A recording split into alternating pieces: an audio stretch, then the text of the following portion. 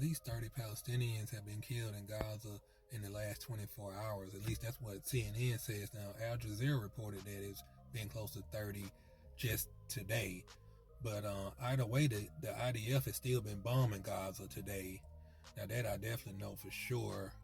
Now, Netanyahu is in a cabinet meeting right now with people in his government and U.S. officials getting ready to vote on whether they would officially approve the ceasefire deal. Now, it's definitely after midnight over there, but I guess they kind of just been running late or however they doing it. But either way, that vote should be coming down soon. Now, it is expected that they will vote yes for the ceasefire deal, but we'll just see once they officially get that out of the way. Now, Trump is expected to fly to the Middle East at some point this weekend. They say he wants to be there when the hostages are released.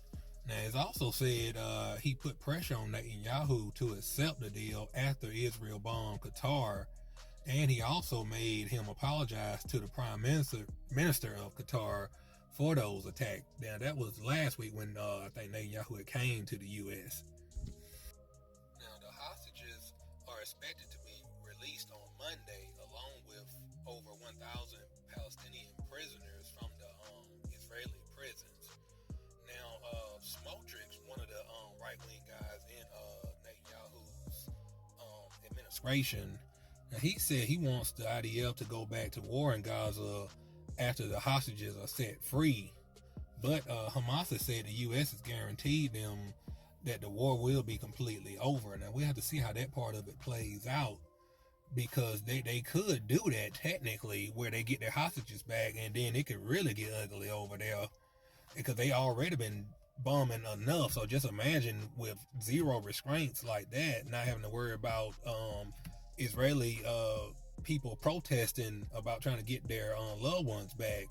But hopefully they won't do that, and hopefully it'll really come down to the U.S. whether they make them stand down. And also you got to think too that Israel is still bombing Lebanon, even though they came with a ceasefire for that last year. So we may see something like that going on in Gaza, where they still be bombing just a little bit or however. So we'll see how that all plays out. But also it said that this pretty much is the same deal that Joe Biden had offered Israel 18 months ago, but they turned it down. So ain't nothing really changed. They could have accepted this a long time ago, but I think it was the pressure of Trump that got the job done, to be honest. So I feel like we do have to give him credit for that.